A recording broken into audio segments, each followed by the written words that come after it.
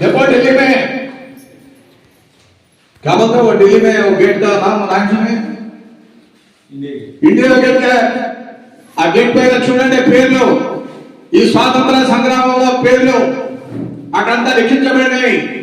వాళ్ళ ప్రాణత్యాగం చేసినటువంటి వారు ఒక మారు వెళ్ళిపోయి ఏంటి అండమాన్ పోయి అండమాన్ జైలులో ఇవాళ జైలు పోయిన తర్వాత ప్రాణత్యాగం చేసినటువంటి వారు కమ్యూనిస్టులు అని చెప్పి మీ అందరికీ మనం చేస్తా ఉన్నాం.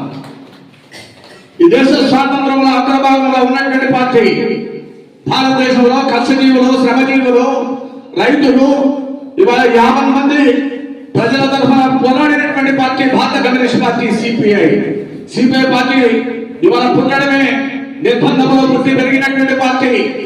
ఎంతో మంది అంతా కూడా త్యాగాలు చేశారు, ప్రాణాలు అర్పించారు, రహస్యమైన జీవితం గడిపారు. భార్య పిల్లలను వదిలేసి ఆస్తులను వదిలేసి ఇవాళ కమ్యూనిస్ట్ పార్టీని వారందరూ కూడా ప్రజల్లో తీసుకొని పోవడానికి ఒక సమరశీలమైనటువంటి పోరాటాలు విరోచితమైనటువంటి పోరాటాలు నడిపినటువంటి పార్టీ భారత కమ్యూనిస్ట్ పార్టీ సిపిఐ అని చెప్పి మరొకసారి మీ అందరికీ కూడా వినమ్రంగా తెలియజేస్తా ఉన్నాం. ఇవాళ తెలంగాణ సాయుధ పోరాటం నాయక నిరంకుశ పాలనకు వ్యతిరేకంగా దున్నే వారికి భూమి కావాలని మనమంటే భారతీయ జనతా పార్టీ వాడు అంటాడు దున్నగలిగే వారికి భూమి కావాలంటాడు. దాని అర్థం ఏం తెలుసునా? దున్నగలిగే వాడంటే బలమైనటువంటి వారికి పంచిన వారికే భూమి కావాలని వాడంటాడు. ఇవాళ దున్నే వారికే భూమి కావాలని చెప్పి నైజాం నవాబ్ నిరంకుశ పాలనకు వ్యతిరేకంగా రియాక్టర్లకు వ్యతిరేకంగా బాధ్యత అనేటువంటి వ్యవస్థకు వ్యతిరేకంగా పోరాడేటువంటి పార్టీ భారత కమ్యూనిస్ట్ పార్టీ సిపిఐ. 4,000 మంది కమ్యూనిస్టులు రక్తతర్పణ చేశారు. ప్రపంచంలోనే సువర్ణక్షరంతో లిఖించదగినటువంటి పోరాటం ఇవాళ తెలంగాణ సాయుధ పోరాటం ఢిల్లీలో పోరాటం అని చెప్పి మీ అందరికీ నేను చేస్తా ఉన్నాను.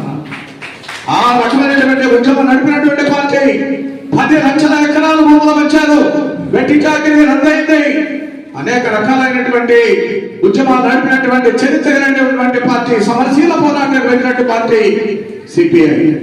కేరళలో పునఃప్రజల ఉద్యమం రైతాంగ ఉద్యమం ఇవాళ 1000 మంది ప్రాణత్యాగం చేశారు. జమాగా ఉద్యమం పశ్చిమ బెంగాల్లో ఈ రకంగా నడిపినటువంటి పార్టీ. గంటల తరబడి పార్లమెంట్ లో మాట్లాడినటువంటి డాంగే గారు ఎస్ఏ డాంగే మహారాష్ట్ర ఇవాళ అనర్గళమైనటువంటి ఉపన్యాసం అంటే మొత్తం అంతా కూడా తరిమలాంటి మాట్లాడితే అసెంబ్లీలో ఇవాళ అందరూ కూడా ప్రతిపక్ష నాయకుడిగా ఆయన వైపు చూసేటువంటి వారు. ఇంటిపై ఆయనతో కూడా మాట్లాడేటువంటి వారు. కమ్యూనిస్ట్ అంటే వ్యతిరేకంగా ఉన్న వాళ్ళు కూడా ఇవాళ తరిమలాంటి దగ్గర పోయి మాట్లాడేటువంటి రోజులు అవి. అందుకని ఇవాళ కమ్యూనిస్ట్ పార్టీకి ఒక గొప్ప చరిత్ర ఉంది. నాటి నుండి నేటి వరకు ఇవాళ 1920 నుంచి ఇప్పుడు 25 వరకు అంటే 100 సంవత్సరాలు శతవార్షికోత్సవాలు జరుపుకోబోతా ఉన్నాం. ఈ డిసెంబర్ 26 నాటికి 100 సంవత్సరాలు పూర్తి చేసుకుంటా ఉన్నాం. అంటే భారతదేశంలో 100 సంవత్సరాలు చరిత్ర కలిగినటువంటి ఏకైక పార్టీ ఎర్ర జెండా పార్టీ కమ్యూనిస్ట్ పార్టీ సిపిఐ అని చెప్పి మీ అందరికీ మనం చేస్తామన్నా. అమరులైనారు, త్యాగాలు చేశారు, ప్రాణాలు పోగొట్టుకున్నారు.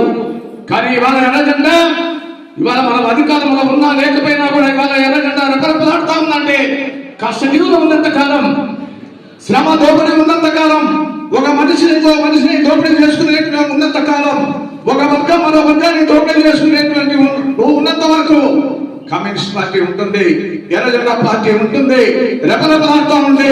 శ్రమ జీవులు ఉన్నంత వరకు ఈ కమ్యూనిస్ట్ పార్టీ ఉంటుందని చెప్పి మీ అందరికీ మనం చేస్తా ఉన్నా.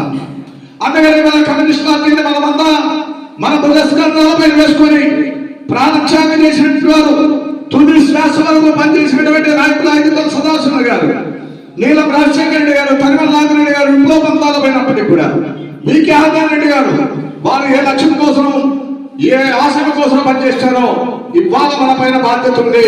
మన బడ్జెట్ స్కంధాలపైన వేసుకొని మనం కూడా పల్లె పల్లెలో పోయి కమ్యూనిస్ట్ పార్టీ నిర్మాణం చేయాలి. రైతులకు కష్టజీవులకు అండగా నిలబడాల్సినటువంటి అవసరం ఆసన్నమైందని చెప్పి మీ అందరికీ నేను మనవి చేస్తా ఉన్నా. అందుకనే ఇవాళ మనమందరం కూడా శతవార్షికోత్సవం డిసెంబర్ 26 రాకముందే ఈ చరిత్ర గురించి తెలుసుకోవాల్సిన అవసరం ఉంది. మన పార్టీ గురించి అందరూ కూడా పంపకాలు చేస్తా ఉన్నారు, పంపిణీ చేస్తా ఉన్నారు. చదవాలి, కమ్యూనిస్ట్ చరిత్ర చదవాలి, ప్రజల్లోకి తీసుకొని పోవాలి. మతోన్మాదులు అధికారంలో వచ్చినారు. అందుకని ఇవాళ మనం చెప్పాల్సినటువంటి అవసరం ఉంది.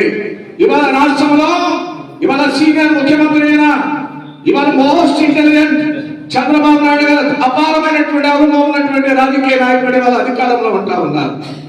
చంద్రబాబు నాయుడు ఎన్డీఏ కూటమి అంటే పవన్ కళ్యాణ్ ఇవాళ బీజేపీ వారు ముగ్గురు కలిసి వాళ్ళంతా కూడా అధికారంలో ఉంటా ఉన్నారు. సంవత్సర కాలం అయిపోయింది, ఒక సంవత్సర కాలం పూర్తి చేస్తున్నారు. మనం ఎప్పుడు కూడా కమ్యూనిస్టులుగా గొంతమ కోరికలు కోరం. వాళ్ళు చెప్పినటువంటి వాగ్దానాలు హామీలు మాత్రం ఖచ్చితంగా అడుగుతాం, అవి పరిష్కారం కావాలి. మీరు ఇచ్చినటువంటి వాగ్దానాల హామీల పరిష్కారం కాకపోతే కార్యాచరణ రూపొందించిన కమ్యూనిస్టులుగా ఇవాళ పట్టణంలో పల్లెల్లో పట్టణాల్లో పేద బస్తీల్లో ఇవాళ మొత్తం అంతా కూడా మిలిటెంట్ ఉద్యమాలకు శ్రీకారం చుడతామని చెప్పి నేను మనవి చేస్తా ఉన్నా. ఏమన్నారు చంద్రబాబు నాయుడు గారు? ఎన్నికల మేనిఫెస్టోలో వారు ఏమన్నారు?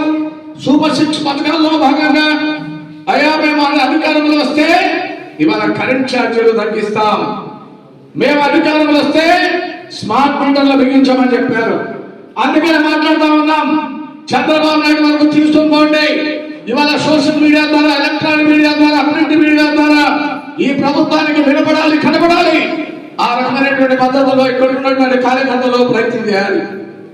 పాత్రికేయులు ప్రయత్నం చేస్తా ఉన్నారు. జగన్మోహన్ రెడ్డి 1,750 కోట్ల రూపాయల లంచం తీసుకున్నాడు. చెప్పాలి ఎవరితో తీసుకున్నాడో? అదాని అనేటువంటి వారు. అసలు అదానికి మనకేం సంబంధం అంటే ఇవాళ గుజరాత్ అదానిది కూడా నరేంద్ర మోడీ బినామీ ఈ అదాని అనేటువంటి వారు. ఇవాళ ప్రపంచంలోనే 6,300 కోట్ల రూపాయల పెట్టుబడులు సేకరించినటువంటి పెద్ద మనిషి. ఒక్క అమెరికాలోనే 1,500 కోట్ల రూపాయలు పెట్టుబడులు సేకరించినాడు. అమెరికాలో కఠినమైన